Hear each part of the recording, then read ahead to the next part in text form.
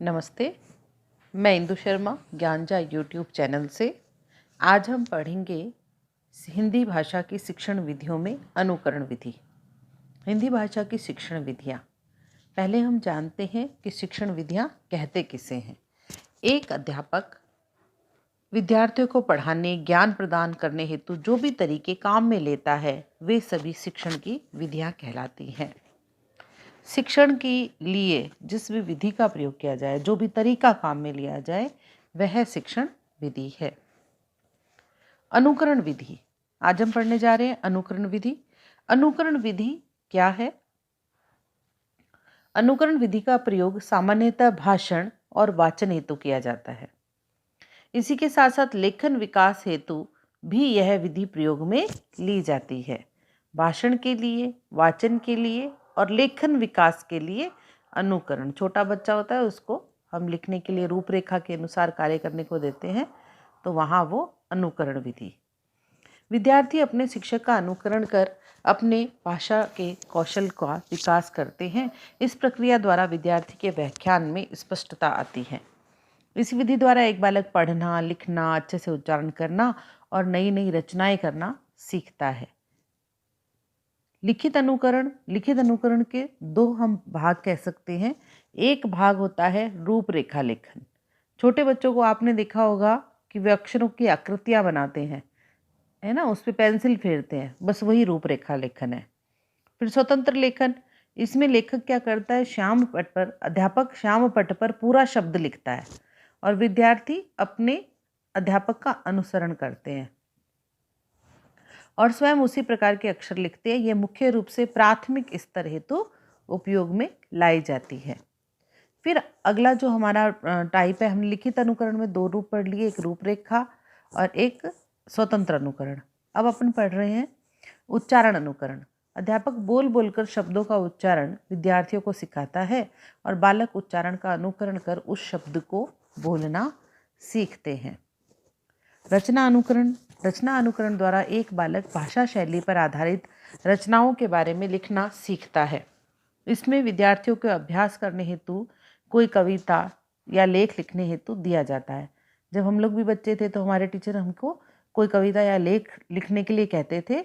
उसमें ये होता था कि उन्होंने हमें होली का निबंध लिखवा दिया और फिर कहा कि दिवाली का निबंध लिख के लाना। तो वहाँ हम क्या सीख रहे हैं, वहाँ हम रचना अनुकरण के माध्यम से भाषा को सीख रहे हैं।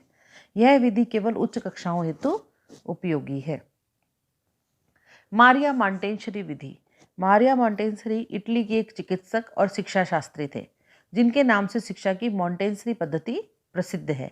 यह पद्धति आज भी कई विद्यालयों में प्रचलित है और ये किसके लिए प्रयोग में लाई जाने वाली है? 2.5 से 6 वर्ष तक के बच्चों के लिए प्रयोग में लाई जाने वाली विधि है। इसका विकास डॉक्टर मारिया द्वारा रूसी विश्वविद्यालय में मंदबुद्धि बालकों की चिकित्सा हेतु उनकी शिक्षा हेतु किया गया, जो कुछ समय बाद सामान्य बुद्धि के बालकों के लिए भी उपयोग में लाई गई। अब इनका क्या मानना था? इनका मानना था कि शिक्षा का मूल उद्देश्य बालक का सर्वांगीण विकास होना चाहिए और इनके पाठ्यक्रम को इन्होंने 4 भागों में बांटा। कर्मेंद्रिय शिक्षण, फिर ज्ञानेंद्रिय शिक्षण, फिर भाषा और फिर गणित। वो मानते थे कि इन 4 पाठ्यक्रम में इन चारों का समावेश आवश्यक है। अनुकरण विधि के कुछ महत्वपूर्ण बिंदु देख लेते हैं।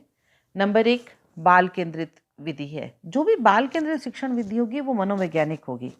यह विधि, क्योंकि बाल केंद्रित कौन सी होगी? जो करके सीखने पर बल देगी।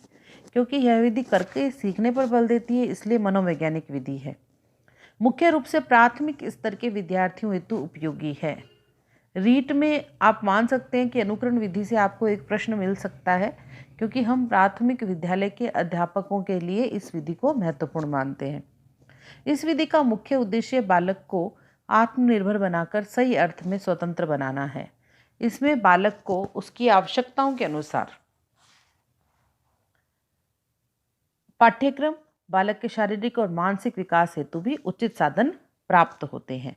ये थोड़ा सा इसमें टाइपिंग मिस्टेक है, इसे सही कर लीजिएगा कि इसमें बालक को उसकी आवश्यकता के अनुसार उसका पाठ्यक्रम प्राप्त होता है और बालक के शारीरिक और मानसिक विकास हेतु भी उचित साधन प्राप्त होते हैं। बुनियादी शिक्षा में, बुनियादी शिक्षा जो हमें गांधी जी वाली शिक्षा, बुनियादी शिक्षा में अनुकरण विधि का प्रयोग किया जाता है।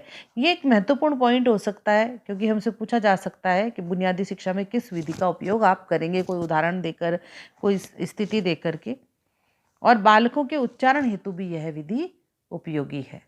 अब आगे देखिए, जैकटॉट विधि, ये भी अनुकरण विधि का ही एक रूप है।